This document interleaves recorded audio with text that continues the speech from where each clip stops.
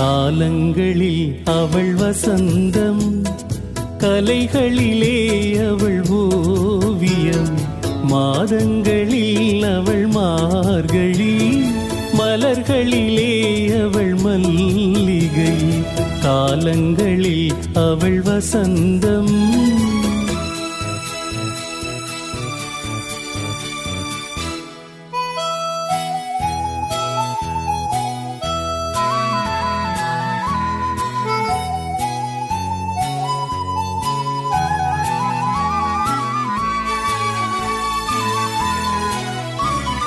பறவைகளில் அவள் மணிப்புறா, பாடல்களில் அவள் தாலாட்டு,